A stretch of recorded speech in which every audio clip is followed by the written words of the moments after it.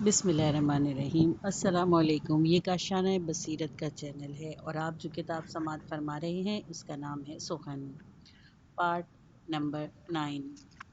آج کا موضوع سخن احیائے فکر دینی ہے۔ ممکن ہے کہ بعض لوگوں کو یہ خیال آئے کہ یہ تو کوئی بات نہ ہوئی کہ کیا یہ ہمارا فریضہ ہے یا ہمیں یہ حق حاصل ہے کہ دین کی احیاء کی کوشش کریں۔ اصل میں بات تو اس کے برعکس ہے۔ یہ تو دین کا کام ہے کہ ہمارے احیاء کرے۔ ہم کیسے دین کا احیاء کر سکتے ہیں؟ اس سے بڑھ کر یہ کہ بعض لوگ شاید یہ اعتراض کریں کہ یہ عنوان تو خود اس آیت کے مضمون سے متصادم ہے۔ اللہ تعالیٰ فرماتا ہے، ترجمہ: اے مومنین، خدا اور رسول جس کام کی تمہیں دعوت دیں اس کو قبول کرو۔ رسول صلی اللہ علیہ وسلم تمہیں ایسے کام کی دعوت دیتے ہیں، یعنی دین کی، جو تمہیں زندہ کرے۔ اس سے معلوم ہوا کہ دین خود ایسی چیز ہے جو زندگی عطا کرتا ہے، اور جن کو زندگی ملتی ہے وہ ہم انسان ہیں۔ ایسی صورت میں احیاء فکر دینی کے کیا معنی؟ میں عرض کرتا ہوں کہ ہماری گفتگو کا عنوان احیاء فکر دینی ہی ہے۔ احیاء میں احیاء دین نہیں، اور اگر ہمارا موضوع احیاء دین ہوتا تب بھی کوئی تضاد نہیں تھا، اس لیے کہ جہاں دین ہمیں زندگی بخشتا ہے وہاں ہمارا بھی فرض ہے کہ ہم دین کو زندہ رکھیں۔ اس میں قطعاً کوئی منطقی مغالبہ نہیں۔ پہلے یا دوسرے جلسے میں تقوی پر گفتگو کرتے ہوئے میں نے عرض کیا تھا کہ اس کے باوجود کہ تقوی انسان کو قوت مدافعت عطا کرتا ہے اور وہ انسان کا محافظ ہے، انسان بھی اس کا مکلف ہے کہ تقوی کی حفاظت کرے، اور اس بات میں کوئی منطقی مغالطہ نہیں ہے، کیونکہ اس سلسلے کے دو رخ ہیں۔ ایک لحاظ سے ہمیں تقوی کی حفاظت کرنی چاہیے اور دوسرے لحاظ سے خود تقوی ہماری حفاظت کرتا ہے۔ یہاں بھی یہی صورت ہے۔ دین کو زندہ رکھنا ہمارا فرض ہے اور دین بھی ہمیں زندگی بخشتا ہے۔ اسی لیے ضروری ہے کہ جس چیز پر ہماری زندگی کا دار و مدار ہو ہم اس کی حفاظت کریں۔ یہ ایسی ہی بات ہے جیسے پانی ہمارے لیے ضروری ہے، مگر ہمارے لیے بھی ضروری ہے کہ پانی کو صاف اور ہر قسم کی آلودگی سے پاک رکھیں۔ پانی کے بارے میں یہ ہماری ذمہ داری ہے، لیکن پانی کی اپنی بھی ایک خاصیت ہے جو خدا تعالیٰ نے اس کے لیے قرار دی ہے۔ علاوہ ازیں خود آیات و احادیث میں دونوں باتوں کا ذکر آیا ہے۔ ابھی جو آیت میں نے تلاوت کی ہے اس میں ہے کہ دین تمہیں زندگی عطا کرتا ہے۔ اس طرح صراحتاً یا اشارتاً ہمیں یہ بجا یہ بھی حکم دیا ہے کہ ہم دین کو زندہ کریں اور زندہ رکھیں۔ اس فرض سے غافل نہ ہوں کہ دین کو زندہ رکھنا ہے اور اس کو کبھی بھی مرنے نہیں دینا۔ امام علی علیہ السلام نے اپنے اس مشہور خطبے میں، جو غالباً آپ کا آخری خطبہ تھا، اپنے مخلص رفقا کی توصیف کرتے ہوئے کہا تھا کہ انہوں نے دین کو زندہ رکھا۔ نوف بکالی نے بیان کیا ہے کہ علی علیہ السلام اس پتھر پر کھڑے ہوئے تھے جو جادہ بن ہیرا نے لا کر رکھا تھا۔ وہ اس وقت پشیمانہ کے چوغا پہنے ہوئے تھے۔ ان کی تلوار کے حمائل کھجور کے ریشے کی تھی، ان کے نالین بھی اسی کے تھے۔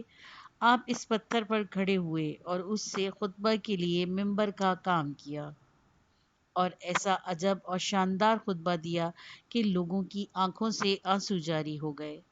اگر آخر میں آپ نے اپنے دوستوں کو یاد کرتے ہوئے فرمایا، ترجمہ: میرے وہ بھائی کہاں ہیں جو راہ حق کی رہ گزر تھے؟ انہوں نے جادہ حق پر قدم رکھا اور حق پر دنیا سے اٹھ گئے۔ عمار بن یاسر کہاں ہیں؟ ابو الہیثم کہاں ہیں؟ خزیمہ بن ثابت ذو شہادتین کہاں ہیں؟ یہ فرما کر آپ کی حالت متغیر ہو گئی اور شاید آپ رونے لگے۔ پھر فرمایا، میرے وہ بھائی جنہوں نے قرآن پڑھا اور اس پر عمل کیا، فرائض پر غور کیا اور ان کو ادا کیا، جنہوں نے سنت نبوی کو زندہ کیا اور بدعت کو نابود کر دیا۔ امام نے عمار ابن طحان ذو شہادتین اور ان جیسے حضرات کو سنت کی زندہ کنندگان کہا، یعنی محی الدین دین قرآن و سنت ہی تو ہے، کیونکہ یہی دین کے ماخذ ہیں۔ نہج البلاغہ میں حضرت حجت بن حسن عجل تعالی فرجہ کے وجود مقدس کے بارے میں کچھ کلمات ہیں۔ ان میں سے اس وقت مجھے یہ جملہ یاد آ رہا ہے، وہ زندہ کریں گے کتاب و سنت کو جو بے جان ہو چکی ہوں گی۔ یہ الفاظ امام علی علیہ السلام کے ہیں، میرے نہیں۔ امام رضا علیہ السلام نے ایک شیعہ سے فرمایا تھا، ہمارے امر یعنی امر ولایت کو زندہ کرو۔ اس نے عرض کیا، ہم اس کو کس طریقے سے زندہ کر سکتے ہیں؟ حضرت نے حکم دیا کہ ہمارے کلام کے حقائق اور اس کے محاسن، ہماری سیرت لوگوں سے بیان کرو اور ان کی تشریح کرو، یہی ہمارے امر کو زندہ کرنا ہے۔ اس سے معلوم ہوا کہ اس میں نہ کوئی مغالطہ ہے اور نہ کوئی اشکال۔ دین کے زندہ کرنا اور زندہ رکھنا ہمارا فرض منصبی ہے، ساتھ ہی دین ہماری زندگی کی اساس ہے، بلکہ سب سے بڑی اساس۔ یہ تو ہوئی پہلی بات۔ دوسری بات یہ ہے کہ میں نے اس تقریر کے آغاز میں احیاء دین نہیں کہا تھا، لیکن اگر میں یہ بھی کہتا تو کوئی اشکال نہ تھا، مگر پھر بھی ہم ایسی جسارت نہیں کر سکتے۔ میں نے احیاء فکر دینی کے الفاظ استعمال کیے تھے، جس کا مطلب ہے دین کے بارے میں خود اپنی سوچ اور اپنے طرز فکر کو زندہ رکھنا۔ دین زندہ ہے، وہ کبھی نہیں مرے گا۔ دین مرنے والی چیز ہی نہیں ہے۔ کوئی اصول اس وقت مر سکتا ہے یا منسوخ ہو سکتا ہے جب کوئی دوسرا اصول ایسا ہو جو اس کی جگہ لے سکے۔ مثلاً بطلیموس کی حیت کے اصول علمی اصول تھے جو کہ ایک مدت تک دنیا میں زندہ رہے، اس کے بعد اور حقائق دریافت ہوئے، حیت کے نئے اصول بن گئے جنہوں نے بطلیموس کے نظریے کو ختم کر دیا۔ اسی طرح ان بعض قلص کا عناصر اربع کا نظریہ بھی یہ ثابت ہونے کے بعد کہ آگ، ہوا، پانی اور مٹی میں سے کوئی بھی عنصر نہیں ہے، اپنی موت مر گیا۔ لیکن دین کے حقائق اور وہ اصول جو دین نے بیان کیے ہیں ناقابل تنسیخ ہیں، وہ ہرگز نہیں مریں گے۔ جس کے مرنے کا ہم تذکرہ کر رہے ہیں وہ دین کے متعلق لوگوں کے افکار و خیالات ہیں۔ دینی فکری مردہ ہو گئی، ورنہ خود دین جو کتاب و سنت پر مشتمل ہے نہ مرتا ہے نہ مر سکتا ہے۔ اسلام کچھ اور ہے اور مسلمان کچھ اور ہیں۔ اسلام زندہ ہے مگر مسلمان اس وقت مردہ ہیں۔ ایک موضوع جو آج کل عمرانیات کے ماہرین کے درمیان زیر بحث ہے وہ عملی طور پر اسلام کا زندہ ہونا ہے۔ اس وقت دنیا کی تمام بر اعظموں، ایشیا، افریقہ، امریکہ، حتیٰ کہ آسٹریلیا میں بھی اسلام ترقی کر رہا ہے۔ شاید آپ لوگوں نے وہ مضامین پڑھے ہوں گے جو غیر ملکی اخبارات اور رسائل سے ترجمہ ہو کر چھپتے رہتے ہیں۔ میں نے بھی حال ہی میں پڑھے ہیں۔ میں نام نہیں لوں گا کسی روزنامے یا رسالے کے جو میں نے پڑھے ہیں۔ اس وقت یہ مسئلہ زیر بحث ہے کیونکہ اسلام امریکہ میں، خصوصاً وہاں کے پسماندہ طبقے میں، یعنی اس طبقے میں جس طبقے میں اسلام نے اول ظہور کیا، روز بروز پھیلتا جا رہا ہے اور کوئی اس کو روک نہیں سکتا۔ جیسا کہ آپ کو معلوم ہے یورپ میں بھی کم و بیش یہی صورتحال ہے۔ یہی نہیں بلکہ اسلام دانشوروں، پروفیسروں، ڈاکٹروں کے طبقے میں بھی فروغ پا رہا ہے۔ سیاہ بر اعظم یعنی افریقہ کا عجیب حال ہے۔ مسیحی مبلغین زخیم بجٹ لے کر شاندار تنظیمیں بنا کر اور بڑے بڑے منصوبے باندھ کر آتے ہیں مگر انہیں کامیابی نہیں ہوتی، لیکن اسلام خود بخود ایک سے دوسرے اور دوسرے سے تیسرے شخص تک پہنچ رہا ہے اور اس کا دائرہ برابر وسیع ہو رہا ہے۔ ہم یہ جو کہتے ہیں کہ دینی سوچ مر چکی ہے تو یہ ان ملکوں کا حال ہے جو صدیوں سے مسلمان ہیں۔ ان ممالک میں کچھ ایسے عوامل پیدا ہو گئے ہیں کہ ان لوگوں کے دماغ سے یہ سوچ نکل گئی ہے، یا یوں کہیے کہ اب ان کی حالت نیم مردہ نیم زندہ کسی ہے۔ ہمارا ملک ایران بھی انہی ملکوں کی صف میں شامل ہے جہاں احیاء فکر دینی پر بحث کی ضرورت ہے۔ استاد مطہری 1383 کی بات کر رہے ہیں، یعنی ایران میں اسلامی انقلاب سے 18 سال قبل پہلے کی بات ہے۔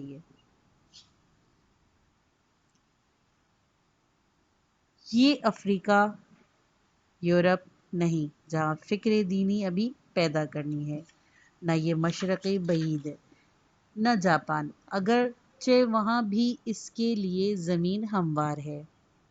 بہرحال احیاء فکر دینی کی جن کو ضرورت ہے وہ ہم ہیں۔ ہمارے پاس دین موجود ہے، فکر دینی بھی ہے، ہم ہی ہیں، ہم میں ہی موجود ہے، لیکن اس کی حالت نیم خفتہ ہے، نیم بیدار، بلکہ نیم زندہ نیم مردہ کی۔ یہ صورتحال بہت خطرناک ہے اور اس پر توجہ دینے کی ضرورت ہے۔ ہر 100 سال بعد ایک مجرد دین کا نظریہ۔ میں چاہتا ہوں کہ یہاں اس خیال کی مختصر طور پر تاریخ بیان کر دوں کہ دین کو تجدید اور احیاء کی ضرورت ہے، مگر یہ تاریخ ہے افسوسناک۔ مجھے یاد ہے کہ سابق میں اس حدیث کا مضمون متعدد بار میری نظر سے گزرا ہے جو رسول اکرم صلی اللہ علیہ وآلہ وسلم سے منسوب ہے، اور جس میں کہا گیا ہے کہ ہر 100 سال میں ایک بار ایک شخص ایسا پیدا ہوتا ہے جو دین کی تجدید اور احیاء کرتا ہے۔ حدیث کی عبارت یہ ہے: اللہ تعالیٰ ہر صدی کی ابتدا میں ایک ایسے شخص کو بھیجتا ہے جو اس کے دین کی تجدید کرے۔ میں نے یہ حدیث متعدد کتابوں میں دیکھی ہے، حتیٰ کہ ان کتابوں میں بھی جو ہمارے علماء کی تالیف میں ہیں۔ لوگوں نے حساب لگایا کہ پہلی صدی کے بعد دوسری صدی کے اوائل میں کون مجدد ہوا اور تیسری صدی کے اوائل میں کون مجدد ہوا۔ اسی طرح موجودہ زمانے تک حساب لگایا گیا۔ میں اس پر نظر ڈالنا چاہتا ہوں کہ اس حدیث کی اصلیت کیا ہے اور آیا کہ اس کی کچھ بنیاد بھی ہے یا نہیں۔ مجھے پہلے ہی یقین نہیں آتا تھا کہ رسول اکرم صلی اللہ علیہ وآلہ وسلم نے اس قسم کی بات فرمائی ہوگی، لیکن پھر بھی میں نے اس تحقیق کرنے پر معلوم ہوا کہ یہ حدیث اساساً شیعہ تارق سے مروی ہی نہیں ہے، لیکن اس کے باوجود بعض شیعہ علماء نے اس کو موضوع بحث بنایا اور اس کی بنیاد پر مجرد دین کا حساب بھی لگایا۔ جہاں تک کہ مجھے یاد ہے 20 سال سے زیادہ کا عرصہ ہوا جب میں قم میں ابتدائی کتابیں پڑھتا تھا، میں نے مرحوم حاجی ملا ہاشم خراسانی کی منتخب تواریخ میں یہ حدیث دیکھی۔ چنانچہ میں وہاں گیا، وہاں کتاب نکالی، دیکھا تو انہوں نے یہ حدیث حاجی نوری کے مستدرک سے نقل کی تھی اور حاجی نوری نے اہل تسنن کی کسی کتاب سے۔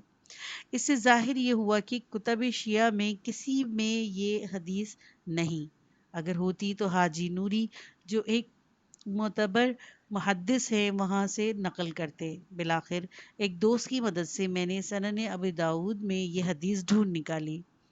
سنن ابو داؤد اہل تسنن کی صحاستہ میں سے ایک کتاب ہے۔ یہ حدیث اہل تسنن کے بعض دوسری کتابوں مثلاً مستدرک حاکم میں بھی ہے۔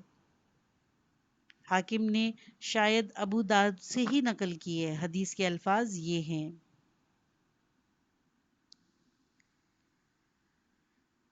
سند کے لحاظ سے رسول اکرم صلی اللہ علیہ وآلہ وسلم سے اس حدیث کے راوی ابو ہریرہ ہیں۔ باقی افراد جنہوں نے ابو ہریرہ سے یہ روایت کی ان میں تحقیق نہیں کر سکا کہ وہ کس قسم کے لوگ ہیں۔ سند سے قطع نظر متن کے لحاظ سے بھی اس حدیث کا مضمون تاریخ سے مطابقت نہیں رکھتا۔ اگر ہم تاریخ اسلامی کی ورق گردانی کریں اور یہ دیکھیں کہ اب واقعی ہر صدی کے اوائل میں احیاء فکر دینی یا اس حدیث کے الفاظ میں تجدید دین کا کارنامہ انجام پایا گیا ہے، تو ہم یہ دیکھیں گے کہ یہ حدیث تاریخی لحاظ سے درست نہیں۔ گو بعض علماء اہل تسنن نے اس قسم کا حساب لگایا ہے کہ قرن دوئم میں فلاں شخص نے، قرن سوم میں فلاں شخص نے اور قرن چہارم میں فلاں شخص نے دین کی تجدید کی ہے۔ تعجب تو یہ ہوتا ہے کہ بعض علماء شیعہ نے بھی بجائے یہ سمجھنے کے کہ یہ حدیث پایہ اعتبار سے ساقط ہے اور تاریخ سے مطابقت نہیں رکھتی، اس لیے اس کو رد کر دینا چاہیے، اور یہ کہ اگر یہ حدیث صحیح ہوتی تو اخبار اہل بیت میں بھی اس کا کچھ تذکرہ ہوتا۔ اس حدیث کو تسلیم کر کے اس کی بنیاد پر کچھ حساب گھڑ لیا۔ میں نہیں کہہ سکتا کہ اس حدیث کا مضمون کیوں لوگوں کو اس قدر دل فریب نظر آیا، باوجود اس کے کہ اس کی سند اور اس کا متن دونوں ضعیف ہیں۔ اس کی بنیاد پر یہ حساب تراش لیا گیا کہ قرن دوم میں اس کا مصادق امام باقر علیہ السلام ہے اور قرن سوم میں امام رضا علیہ السلام ہے۔ اوائل قرن چہارم میں یعقوب کلینی، اوائل قرن پنجم میں سید مرتضیٰ یا شیخ مفید، اوائل قرن ششم میں شیخ تبرسی صاحبان مجمع البیان، اوائل قرن ہفتم میں خواجہ نصیر الدین توسی، اوائل قرن ہشتم میں علامہ حلی، اوائل قرن نہم میں شہید اول، اوائل قرن دہم میں محقق کرکی، اوائل قرن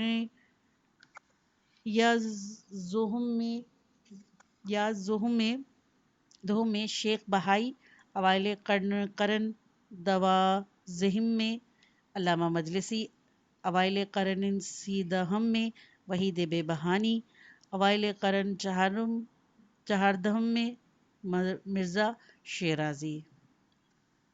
اولاً تو ان کے بہت سے ایسے نام ہیں جو کسی صدی کے اوائل سے صحیح مطابقت نہیں رکھتے۔ مثلاً خواجہ توسی کو اوائل قرن ہفتم کا مجدد شمار نہیں کیا جا سکتا، کیونکہ خواجہ گو 7ویں صدی کے اوائل میں پیدا ہوئے، لیکن ان کے فضل و کمال کا ظہور اور شہرہ اس صدی کے وسط میں ہوا، اور اسی صدی کے دوسرے وسط میں یعنی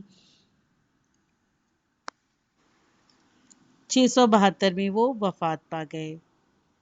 ثانیاً امام صادق علیہ السلام کو کیوں مجددین میں شمار نہیں کیا گیا؟ کیا ان کو مثلاً امام باقر علیہ السلام سے کم تجدید دین کا موقع ملا؟ یا وجہ صرف یہ ہے کہ ان کا نام بناوٹی حساب میں ٹھیک نہیں بیٹھا؟ ائمہ اطہار علیہ السلام میں سے دو حضرات سب سے زیادہ مجدد شمار کیے جانے کے مستحق تھے، ایک امام حسین علیہ السلام اور دوسرے امام صادق علیہ السلام۔ ان دونوں حضرات کی تجدید جو احیاء دین کا خاص موقع ملا، مگر چونکہ ان کے نام خود ساختہ حساب سے میل نہیں کھاتے تھے، اسی لیے انہیں نظر انداز کر دیا گیا۔ علاوہ ازیں بہت سے علماء کا تو مجددین میں شمار کیا گیا، لیکن بہت سے دوسروں کا شمار نہیں کیا گیا۔ ان کا قصور صرف یہ تھا کہ وہ صدی کے وسط میں ہوئے، حالانکہ بعض صورتوں میں ان کی خدمات زیادہ تھیں۔ مثلاً شیخ توسی کو نظر انداز کر دیا گیا، حالانکہ علماء اسلام میں شیخ توسی کے برابر کسی نے بھی دین کی خدمت نہیں کی، شاید ہی ایک دو اور عالم ان کے مرتبے کو پہنچے ہوں گے۔ شیخ مرتضیٰ انصاری کا نام بھی چھوٹ گیا۔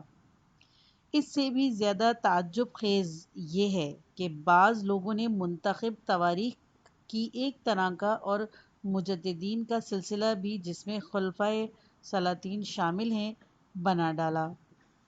یہ سلسلہ بڑا ہی مضحکہ خیز ہے۔ اس کے مطابق اوائل قرن دوم میں عمر بن عبدالعزیز نے دین کی تجدید کی، اور اوائل قرن سوم میں مامون رشید نے، اوائل قرن چہارم میں مقتدر نے، اوائل قرن پنجم میں عضد الدولہ ولیمی نے، اوائل قرن ششم میں سلطان سنجر سلجوقی نے، اوائل قرن ہفتم میں ہلاکو خان منگول نے، اوائل قرن ہشتم میں شاہ خدا بندہ نے کہ وہ بھی منگول ہی تھا، اوائل قرن نہم میں امیر تیمور گورگانی نے، اوائل قرن دہم میں شاہ اسماعیل صفوی نے، اوائل قرن یزدہم میں شاہ عباس صفوی نے، اوائل قرن دوازدہم میں نادر شاہ افشار نے، اور اوائل قرن سیزدہم میں فتح علی قاجار نے۔ یہ ہیں ہر صدی میں دین اسلام کے مجددین۔ یہ الگ بات ہے کہ اس فہرست میں نہ کوئی شیعہ خوش ہے نہ سنی، کیونکہ کسی کے عقائد سے بھی میل نہیں کھاتی، نہ یہ تاریخ سے مطابقت رکھتی ہے نہ کسی اور چیز سے۔ خدا کا شکر ہے کہ چنگیز خان منگول کا اسلام کے مجددین میں شمار نہیں کیا گیا۔ ایسا معلوم ہوتا ہے کہ یہ سمجھ لیا گیا کہ اگر کسی نے حکومت اور طاقت پیدا کر لی، دولت حاصل کر لی تو دین کا احیاء ہو گیا۔ نہیں جناب، احیاء دین اس پر موقف نہیں ہے۔ احیاء دین تو اس پر موقف ہے کہ لوگ کس حد تک اس دین پر عمل کرتے ہیں اور اس کے مطابق اپنی زندگی کو ڈھالتے ہیں۔ یہی مطلب ہے دین کو زندہ کرنے اور دین کے زندہ ہونے کا۔ یہ کہنا غلط نہیں کہ مجدد کا نظریہ خود ایک طرح کا زہر ہے جو مسلمانوں کے ذہن میں گھول دیا گیا ہے۔ ہر 1000 سال کے بعد اس نظریے نے ہر 100 سال کے بعد ایک مجدد کا ظہور ہونا ضروری ہے۔ ایک اور نظریہ کے لیے زمین ہموار کر دی۔ اس نظریے کے مطابق ہر 1000 سال کے بعد ایک مجدد کا ظہور ہوگا۔ بعض گمراہ فرقے اس خیال کے بھی پیروکار بن گئے۔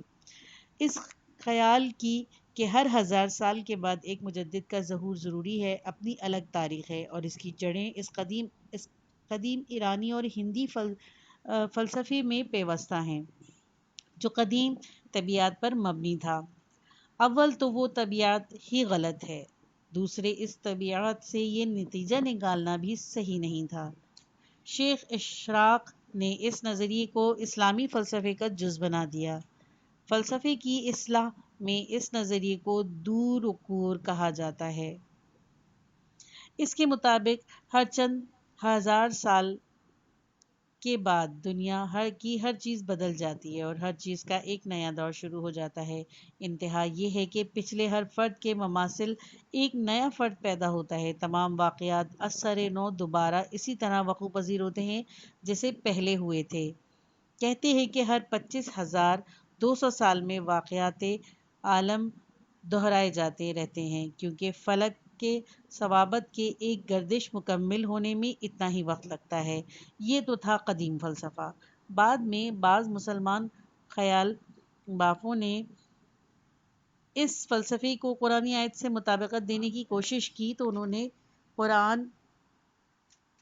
انہوں نے کہا کہ قرآن میں یہ آیت ہے، ترجمہ: تمہارے رب کے نزدیک ایک دن تمہارا حساب کے 1000 سال کے برابر ہے۔ چونکہ ہر سال میں 360 دن کا ہوتا ہے، لہٰذا ہر الہی سال 3,60,000 سال کا ہوا۔ بلفاظ دیگر 3,60,000 سال دنیا میں ایک پورا دور مکمل ہو جاتا ہے۔ اس کے بعد دنیا کا نیا دور شروع ہو جاتا ہے اور ہر چیز نئی ہو جاتی ہے۔ یہ بھی محض ایک خیال ہے۔ ظاہر ہے کہ یہ محمل بات ہے، مگر ایک غلطی سے دوسری غلطی اور ایک گمراہی سے دوسری گمراہی پیدا ہوتی ہے۔ میں ایسے لوگوں سے کہتا ہوں کہ یہ سب زہر ہے جو ہمارے افکار میں سرایت کر گیا ہے۔ جب تک ہم ایسے خیالات کو اپنے دماغ سے بالکل نہیں نکال دیں گے، کبھی ہمارے افکار میں زندگی کی لہر نہیں دوڑے گی۔ بعد میں کچھ اور بہانے اور گمراہ کرنے والے آئے اور انہوں نے ایک آیت کی غلط تفسیر بھی کی۔ یہ آیت سورہ سجدہ میں ہے اور اس کے معنی ہیں کہ اللہ تعالیٰ آسمان سے زمین تک دنیا کے معاملات کی تدبیر کرتا ہے، پھر اس کی رویداد ایک ایسے دن میں جس کی مقدار تمہارے شمار سے 1000 سال ہے، اس کے حضور اوپر جاتی ہے۔ ان لوگوں نے اس کے معنی یہ لیے کہ ہر 1000 سال میں ایک بار اللہ تعالیٰ لوگوں کے معاملات کہ انبیاء کے ذریعے تدبیر یعنی تجدید کرتا ہے۔ یہ لوگ کہتے ہیں کہ تدبیر کرنے کا مطلب تجدید کرنا ہے، اور وہ اس طرح کہ مثلاً 1000 سال میں ایک پیغمبر آئے، لہذا ثابت ہوا کہ ہر 1000 سال میں ایک بار کوئی شخص آئے گا۔ اس کے بعد اور اس کے نتیجے میں کیسی کچھ گمراہی ہی عالم تشیع میں پھیلی۔ انہی لغو خیالات کی وجہ سے لوگوں کو ایک خاصی تعداد دین سے بیگانہ ہو گئی۔ نہیں جناب، ہمارے یہاں ایسی کوئی چیز نہیں کہ ہر 100 سال بعد یا ہر 1000 سال میں کسی ایک شخص کا ظہور ہونا چاہیے۔ صرف ایک ایسے شخص کے بارے میں پیشن گوئی ہے، لیکن وہ بھی دوسرا معاملہ ہے جس کا تعلق عالمی سطح سے ہے۔ وہ قائم آل محمد امام حضرت امام مہدی عجل اللہ تعالی فرجہ کا وجود ہے، جو عالم تشیع سے مخصوص نہیں، آپ پوری دنیا کے لیے ہیں۔ وہ جو بعض ذاکریہ یہ کہتے ہیں کہ حضرت مٹھی بھر شیعوں کو نجات دلانے کے لیے آئیں گے، یہ مٹھی بھر شیعوں کی بات محض غلط ہے۔ شیعہ جو دنیا کی اقلیت ہیں، امام زمان فقط ان کے حامی نہیں بلکہ وہ ساری دنیا کے مسلح ہیں۔ ان کے بارے میں ہمیں کوئی حق نہیں کہ ہم ان کے ظہور کا کوئی وقت معین کریں یا کوئی حساب لگائیں کہ وہ اتنے سال بعد آئیں گے۔ جو لوگ کبھی بھی اس آیت کے آرزوئے قاعدہ سے حساب لگاتے ہیں کہ فلاں سال میں ظہور کریں گے، وہ سب جھوٹے ہیں، اور ان سے ڈریں اور ان کی تکذیب کریں۔ جو وقت مقرر کرتے ہیں وہ جھوٹ بولتے ہیں۔ حضرت حجت عجل اللہ تعالی فرجہ کا جو کام ہے اس کے انجام دینے کا کوئی دعویٰ نہیں کر سکتا، نہ ہم، نہ آپ، نہ کوئی دوسرا مصالح۔ ان کی شان ان سے ہی ارفع و اعلیٰ ہے۔ بقول ایک دانشور کے کہ کبھی تو ہم صرف اپنا گھر روشن کرنا چاہتے ہیں اور کبھی یہ چاہتے ہیں کہ پوری دنیا میں اجالا ہو جائے، لیکن دنیا میں اجالا ہونا اور آپ کے بس کی بات ہی نہیں، وہ ایک الگ معاملہ ہے۔ اس کے لیے سورج کا نکلنا ضروری ہے تاکہ پوری دنیا میں روشنی پھیل جائے۔ ہمارا اور آپ کا کام یہ ہے کہ ہم اپنے مکان کو روشن کریں، اپنی دکان کو روشن کریں، اپنی گلی کو روشن کریں اور اپنے شہر کو روشن کریں۔ دنیا کو منور کرنا بالکل الگ بات ہے، اس سے کوئی تعلق نہیں۔ مذکورہ بالا غلطیاں اسی وجہ سے ہوئیں کہ ہم نے اپنے حساب کی بنیاد صرف چند شخصیات کو بنایا اور عوام کو نظر انداز کر گئے۔ آئیے اب بیٹھ کر سوچیں اور یہ دیکھیں کہ آیا واقعی ہمارے اندر انداز فکر اسلامی ہے؟ آیا اسلامی سوچ ہمارے ذہنوں میں زندہ ہے؟ اس وقت اس بات کی زیادہ ضرورت نہیں کہ ہم غیر مسلموں کو مسلمان بنانے کی کوشش کریں، گو ہماری آرزو یہی ہے، مگر جو چیز سب سے زیادہ ضروری ہے وہ یہ کہ ہم دیندار مسلمان ہیں، جو نماز بھی پڑھتے ہیں، روزے بھی رکھتے ہیں اور زیارات اور حج کے لیے بھی جاتے ہیں۔ اسلامی فکر کو زندہ کریں جو اس وقت نیم مردہ حالت میں ہے۔ جب تک ایسا نہیں ہوگا کچھ کام نہیں بنے گا۔ اس بات کو یوں بھی کہا جا سکتا ہے کہ اگر لوگ دیندار ہوں گے مگر دین شناس نہ ہوں گے تو یہ بھی کوئی اچھی بات نہیں۔ فرض کیجئے کہ یورپ میں کچھ لوگ مسلمان ہو جائیں اور ہمیں موجودہ حالت میں دیکھیں تو ممکن ہے کہ پشیمان ہو کر اسلام سے ہی برگشتہ ہو جائیں۔